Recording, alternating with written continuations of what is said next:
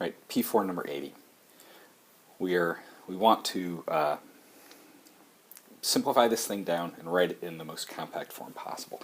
The problem is we have a fraction with a radical in it minus a radical over a t squared. Okay. Now, what I want to do is I want to simplify this as much as possible by breaking it up into pieces. And the first piece that I want to look at is the numerator, right? This t squared over the square root of t squared plus 1 minus the square root of t squared plus 1. And I'm going to explicitly show that this is going to be a fraction, right? It's a fraction of the square root of t squared plus 1 over 1.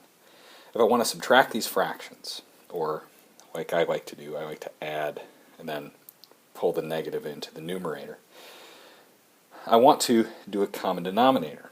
Our common denominator is the square root of t squared plus 1, which means that I will need to multiply both sides here by the square root of t squared plus 1 on the top and on the bottom. Okay. Now, what this gives us is t squared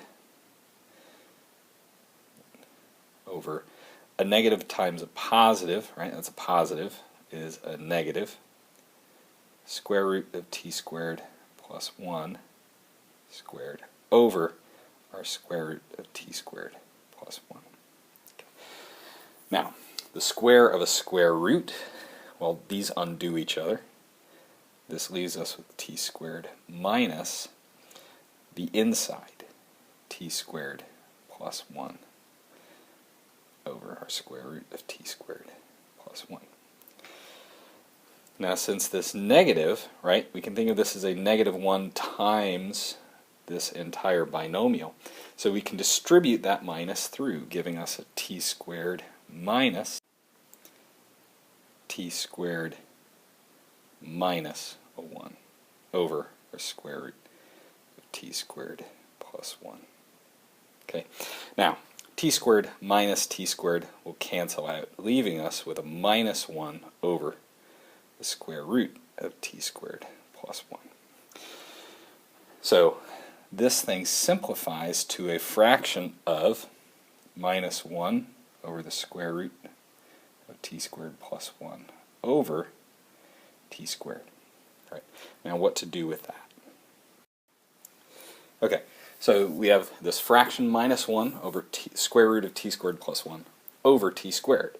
So this is this fraction of minus 1 over the square root of t squared plus 1 divided by t squared.